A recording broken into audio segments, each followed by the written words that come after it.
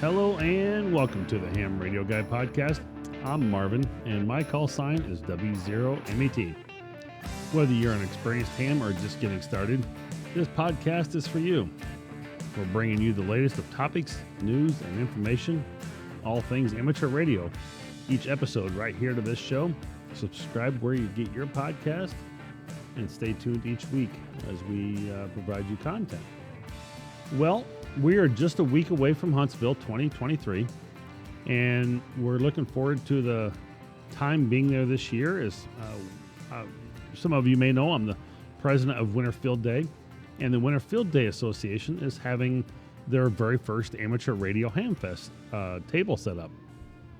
So come by and grab some swag from us. We've got all kinds of goodies to give away this year, and looking forward to seeing everybody and hopefully getting a positive response in our booth for the first time.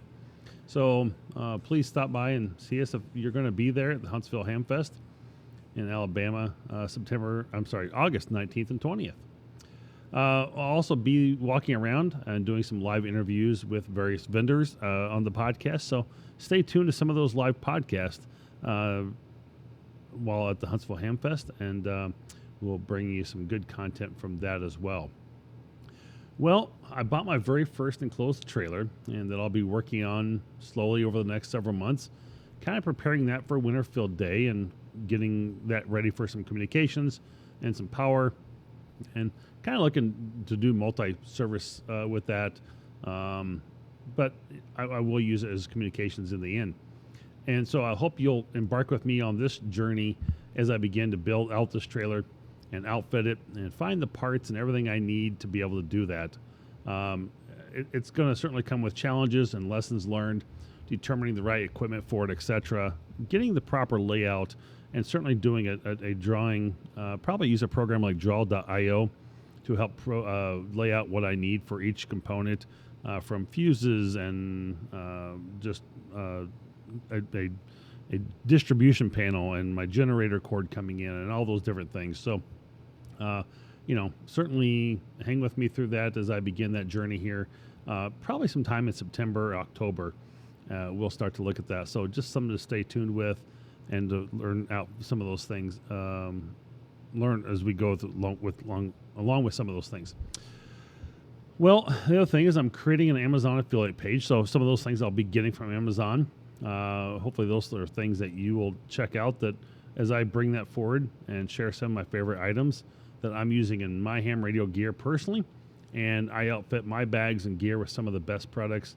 I'm hoping that you'll be able to pick up on some of those, and I should have this out in the next week or two as well, and find those items that I'm using in my everyday gear, even things from the podcast all the way to what I use for a certain cable, maybe for a radio or something along those lines for other audio.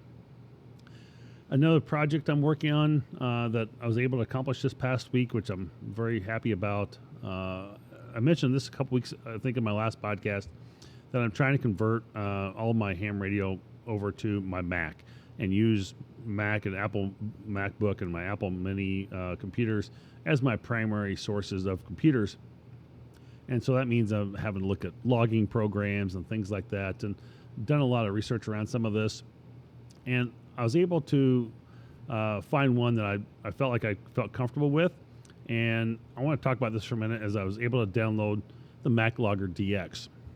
Now, I say that they have some pretty responsive staff, as I had a message back from them in less than 12 hours after I'd sent them a help support ticket.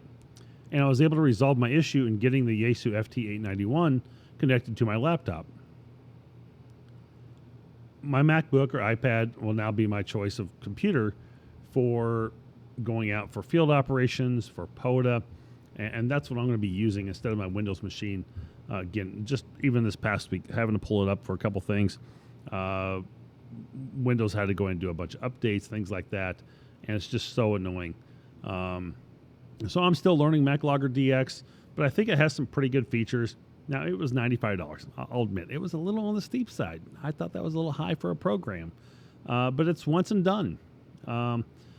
Ham Radio Deluxe is like $40-50 a year on, a 30% discount. You get it on renewal time. So I pay for that too. It's on my Windows program. I'm kind of hoping, it'll come to the Mac eventually, but they're about a year out or so. So your man here is just like, I can't wait any longer for that. So MacLogger DX does have interaction with WSJTX as well. And so it's got that going for it, and that's good. So I can do a little digital if I want. And, for those who are maybe looking at doing the same thing or, have a Mac and just not sure how to make it work, feel free to reach out to me, comment, send me questions. W0MET@ARRL.net.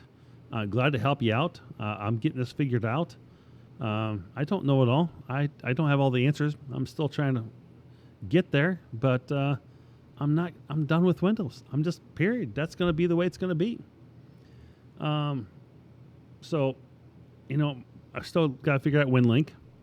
It's for Linux. I'm using the Parallels program through my Mac, but I feel that this is the way to go. And I'll say I'll keep a Windows machine around for programming and a few things like that here and there, but it is certainly not going to be my primary machine by any means. So, that's all I got to say about that this week, and I'm done with Windows, and we're gonna move on. Enough with that one. I thought about doing a vendor highlight this week, and I was kind of like, well, who do I highlight, and what do I do for a vendor highlight this week? And I guess I would really, maybe kind of go back to what I was just talking about is MacLogger DX. It seems to be a pretty good program, a decent response from their customer service. They have a whole crap load of radios they interact with. So I think if you got one, you can probably hook it up if you're a Mac person. So, all kinds of Yaesus, ICOMs. I think even a couple Kenwoods in there. So don't be afraid to try it. You get it. Here's my problem with MacLogger DX, and I'll tell you it's the good thing and the bad things. I'll be honest with it. I'm not always going to be a positive. These aren't sponsored vendor highlights. These are all in my own opinion, but something I want to be able to share with you guys and let you know what's good and what's bad out there, so you don't have to, bear some of those costs and burdens that I go through. And so, again, they're not sponsored. I can say what I want about them, and I'll, give my honest opinion. Again, it's kind of steep for that $95, but at the same time, I think it's missing a few things. I'd like to see a little bit quick here for having to hit logbook. It has a great DX spotting page on it. Again, it's got the WSJTX integration, but it's got a lot of different options for again getting radios connected and stuff. It's pretty easy for the most part, but it was just that steep on the price. A little disappointed around that, but I think it's going to be a good program to use on the field. So anyway, that's my vendor highlight. I will go over to our sponsors. We've got to appreciate them. They help us out in the show. They do a lot of our back end work, keeping our webpage up and running and things like that. And our sponsor this week is Club Gear Online. For all your POTA swag and ham radio gear, from the desktop mats to badges and keychains, visit Club Gear Online. They have what you need. I'm sure you can find plenty of swag there. If you don't have it, he can customize it for you for custom chips, QSL cards, different mouse pads. Even if you want a coaster, you can do custom coasters. He did that one for a ham club back last Christmas. Just email him direct from the website or visit Club Gear Online. He's also on Etsy. He's got some products out there. He's still trying to build out some of those different products and add more to his stuff. He's got new t-shirts and stuff coming out as well. He'll be at the Huntsville Ham Fest. Visit clubgearonline.com for all your POTA and ham radio swag. He's continued to expand more on the ham radio side of not just POTA stuff as well. So there you go. If you'd like to help be able to support the channel and become a patron, look for me on buymeacoffee.com/the ham radio guy. Trying to continue to improve that page. There's 3 levels you can support me at. I'm still going to keep it some people have gone to one level. I'll keep it, variety out there for you for those technicians, generals, or extras. And hey, if you're a technician, you want to, get the extra goods and the time to be able to, bump up your questions to me or be able to see information a little bit sooner, you can certainly do that. Or if you want to stay at the technician level and just give me a little support and say, hey, thanks for supporting the channel. Enjoy listening to podcasts. You can do the technician level at just $1 a month, pretty cheap. So $12 a year. It helps support the channel. We've got costs from just doing, the different subscriptions that are required from Apple, the website, things like that. The program I use to record an audio. So those things, continued costs that go on that kind of pour out. So if you could help support that a little bit, I'd be greatly appreciated of that. And, support the channel at just $1 a month, or again, get the extra class memberships with more benefits. So it's there for you. And, I try and release some early content and hope that you'll be able to take advantage of some of those things along the way. Well, one thing we're going to get into is a little news here. Let's hear that.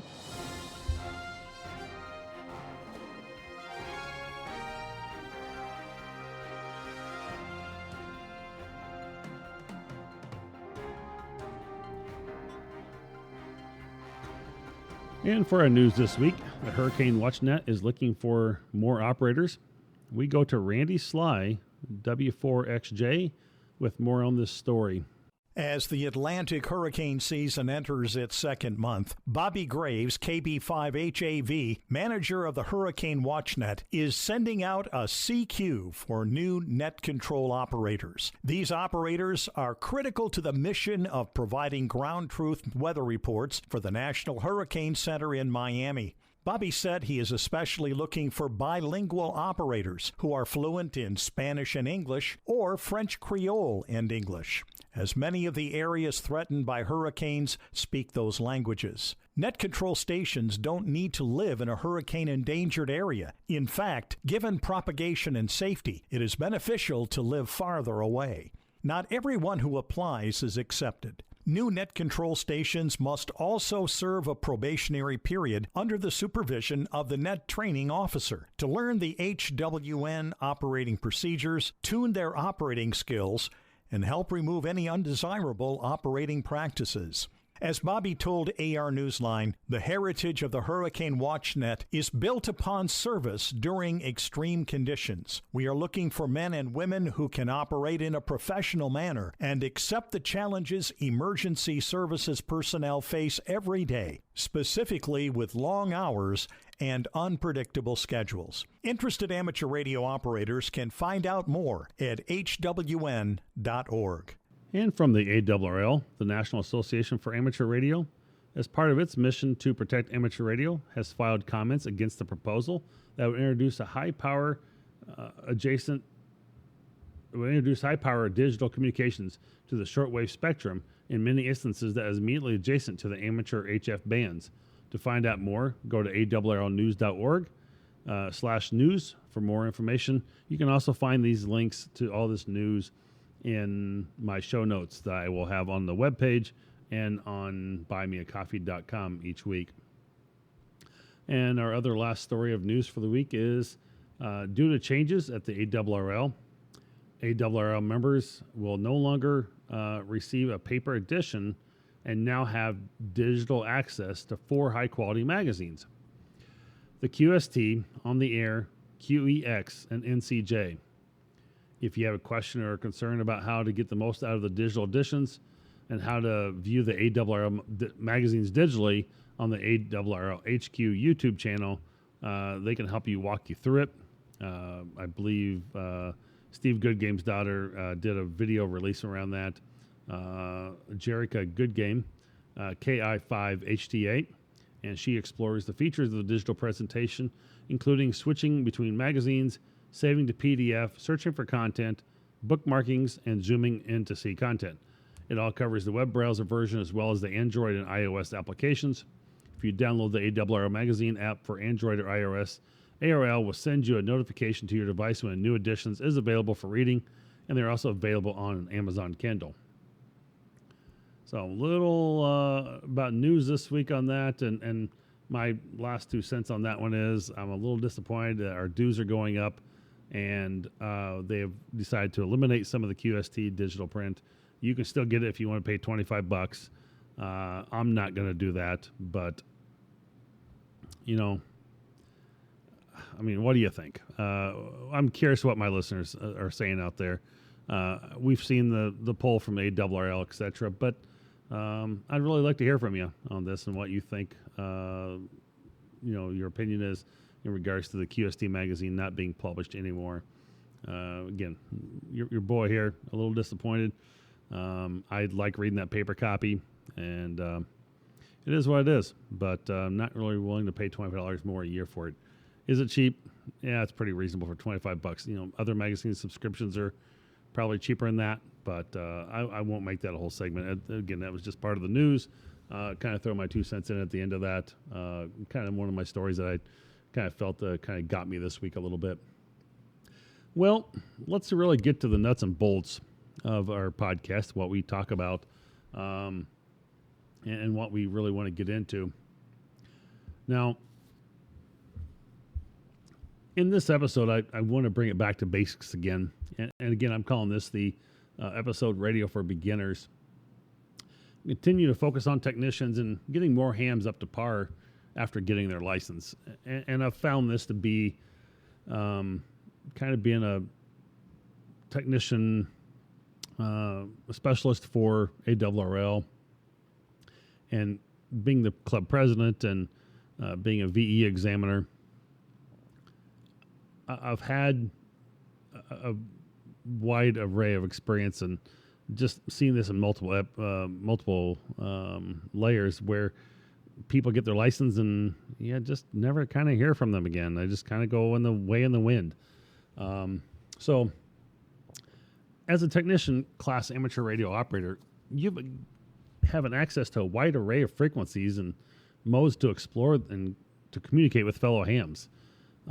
It's an exciting journey filled with all kinds of opportunities to learn and, experiment, and you can build all kinds of connections across the board within the amateur radio community for, satellite communication or maybe through DMR, Yaesu system fusion. I mean, you can talk around the world still using those type of modes, those digital modes, and you don't have to just be on local repeaters with 2 meters and 440.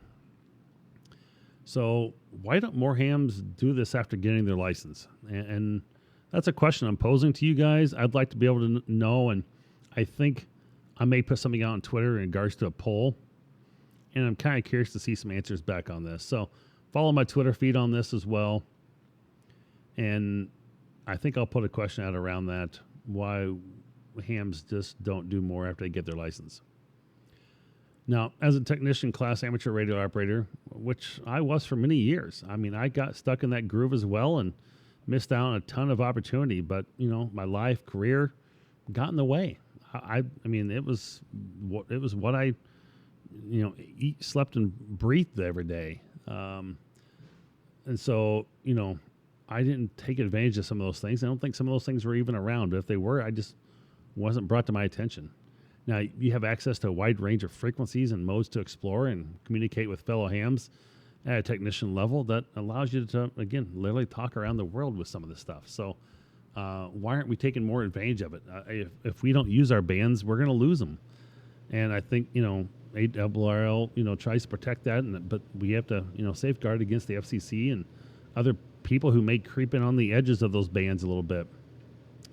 So, they can monitor our repeaters and see how busy or they're not busy. And, it's like, well, we're going to take the edge of this band because it's not being used very much.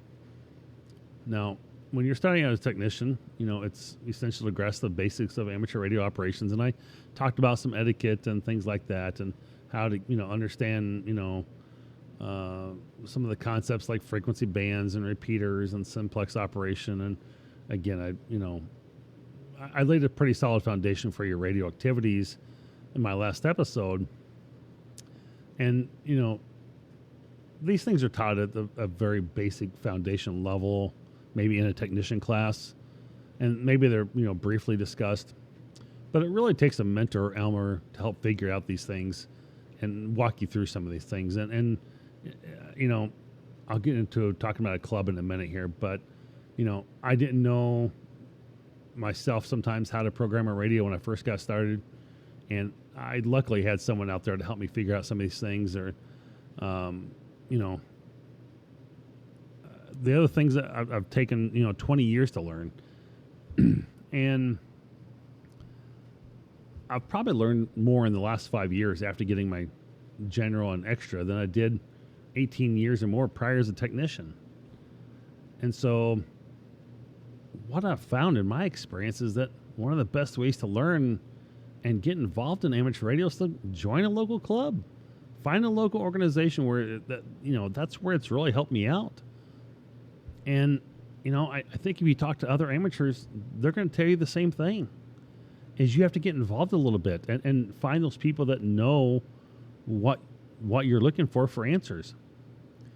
And, these groups, often host regular meetings and workshops and events where you can meet experienced operators and participate in on-the-air activities and just gain practical knowledge through, Project Saturdays. We do that in our own club all the time.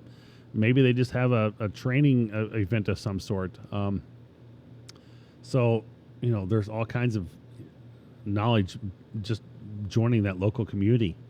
It's just, we really are a community of amateur radio operators that we have to join together to learn and continue to expand and operate what we do. And communication's our basis. And I think that's the foundation of life, is just being able to communicate, whether you're with a friend or you're in a marriage or whatever it might be. It's just, that is a key thing. And we have to be able to communicate with our fellow amateurs and talk to them as well and figure these things out. Now, there's other valuable resources for technician level hams as well. And that's the vast array of online communities and forums such as Discord, Slack, and, dedicated amateur radio, and even YouTube these days. There's a ton of stuff out there, and people making videos. I've got this same podcast on YouTube. These platforms provide a space for asking questions and getting into live chats and seeking advice and sharing experiences with fellow radio enthusiasts from around the world. And they have a ton of good information out there. I mean, I don't have to name them. You know who they are. You can find them. Now, as a technician, you have privileges on the VHF and UHF bands, which are, commonly used for local and regional communications. And in Tennessee here, I can talk across the state, whether you're in near Memphis or near, out past Knoxville and further, Maryville, Tennessee. I mean, it's just, we have the M-tier system, and it's a great, repeater system across the board. There's many other states that have some similar radio communication systems across the board that work out well, in the same way. So, explore your local area and again, talk to those groups. They might be able to tell you how those repeaters are linked. Make use of those repeaters. Those are stations that, receive and rebroadcast signals and extend your communication range. Did you know there, are programs like Radio Reference and Repeater Book online that can help you find repeaters along the way when you travel? And you can download and put this into an Excel CSV file and port that into a radio programming software. I've done that several times. It's great. I love how that works out.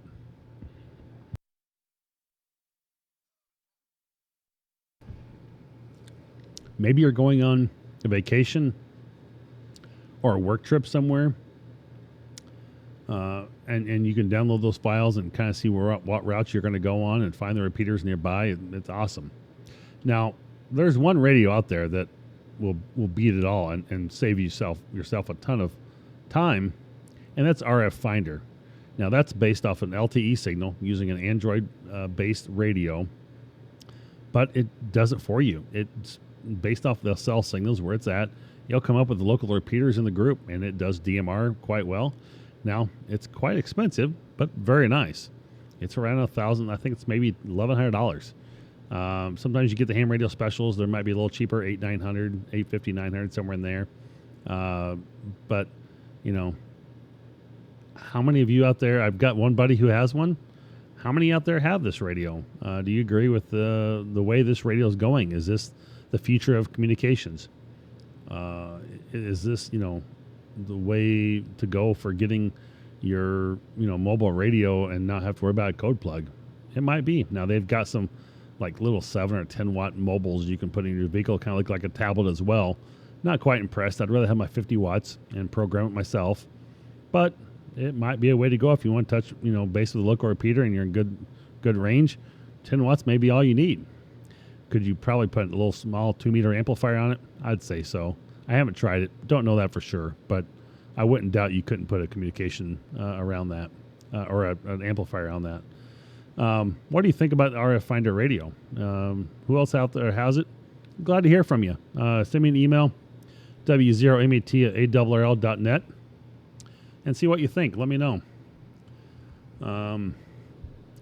Now, again, I kind of mentioned this earlier. Experimenting with different modes of communication is also a fantastic way to expand your horizon as a technician. You can try your FM voice, digital modes like D-Star, Wires X, DMR, mentioned some of those earlier, or even satellite communication. And that's pretty cool too. You can talk even more thousands of miles across on satellite communication. So you just got to know what the uplink and downlink to the ISS is, and those are easily found online. And so, each mode offers a unique experience and presents opportunities for learning and growth. And, I've got like 1 or 2 people in my local club that do satellite communications, and I've learned a lot from them. And, one of them was just a young ham with a technician. He moved up really quickly, got his general. But, I mean, he's taught others about it as well and got others interested. Now, don't forget about the importance of emergency communication preparedness along all this with being, a technician. You're not left out of that group either. So as an amateur radio operator, you have the ability to assist in times of crisis or natural disasters by providing reliable communications when other systems may be disrupted. So again, kind of back to joining some organizations. You have organizations like ARRL or RACES, the Amateur Radio Emergency Service, or Radio Amateur Civil Emergency Service, to further develop your emergency communication skills. And that's a whole different level. It's different than clubs. Now, I think ARRL has to be sponsored by a club, and RACES is sometimes more like emergency management. But nonetheless, it's good to be a part of those organizations and help out with that and be there for times of disaster. Now, the world of amateur radio obviously is constantly changing and ever evolving, and there's something new to always learn. And that's the great part of this hobby, something I kind of appreciate about that. And it's always, a new learning curve. Now, it can be frustrating at times, even for someone with an extra license. But, taking advantage of those resources available to you. ARRL has some great books. You get some online tutorials, and you can even have podcasts like this one here, the Ham Radio Guy, where you can gain insights and practical tips from experienced operators. Remember, the journey in amateur radio is much more about connecting with people as it is about the technical aspects. Take the time to join a local net, participate in those contests, engage in those conversations with fellow hams, and most importantly, I think building relationships within the amateur radio community, which will help you in your experience and open doors to new opportunities when starting out. I don't know how much I can tell you that is so important in what you do. Well, that's all I've got to say for this week on this, and that's my 2 cents for this week. Hope that I could even take some of this even more and go even deeper dive, but I would love to hear more from you as you listen to this, and I want to know more what you want to talk about. Again, reach out to me at w0met@arrl.net. And, I really hope to hear from you on some of this and what you think about this podcast. I want you to, give me some thoughts about this and how this works and what you think.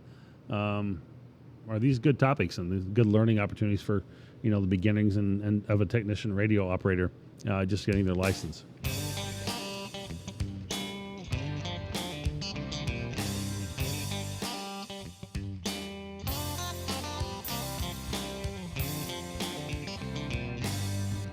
Looking for all things ham radio related? Visit the Ham Radio Guy website at thehamradioguy.com for informative content, product reviews, and exciting blog posts. Join the conversation on your favorite podcast platform or stay up to date with me on latest trends and news in the ham radio world. Connect with me on Twitter at The Ham Radio Guy.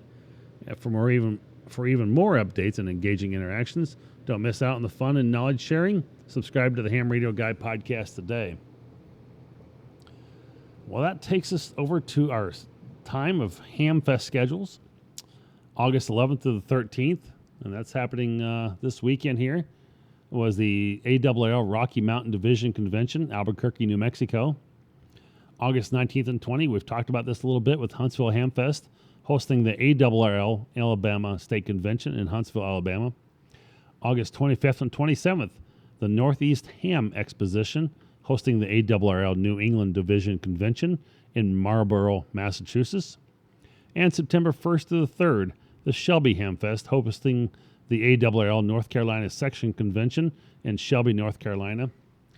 And one of the ones that's getting to be more and more popular and well attended is the QSO Today Academy, September 9th and 10th, 2023. Buy your ticket online at QSO Today, and you can find a link to that right there in the show notes on how to get your ticket online for the QSO Today Academy. Well, if you'd like to help support the channel and become a patron, look for me on buymeacoffee.com/The Ham Radio Guy to join today. Please hit that subscribe button on Twitter and follow me as I provide the latest information for all my podcasts on Twitter immediately after publishing an episode so you can listen to it right away. If you're a Buy Me a Coffee subscriber, you get access to that early content. If you enjoy the podcast, we'd appreciate if you become a subscriber wherever you get your podcast. If you can rate and review the show, go out to Spotify and Apple Podcasts, or you can just go old school and tell your friends and family and neighbors. Hell, anybody you want might hear want to hear something like this and listen in. If you're on social media, be sure to follow us on Twitter or buymeacoffee.com, and you can listen to us on YouTube version on the W0 MET channel. Well, I hope that you learned something as well this week and that it will help you in your ham radio operations. If you have questions or comments, please leave them on Twitter, podcast platform, or email me at w0met@arrl.net. And you can always find a list of all the notes, the news, and links in the show notes listed on my website, thehamradioguy.com.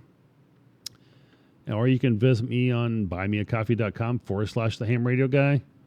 And also I'll have these posted on Twitter. Well, as always, this is your ham radio buddy in the chair and on the air. The Ham Radio Guy, I say 73. W0 MET.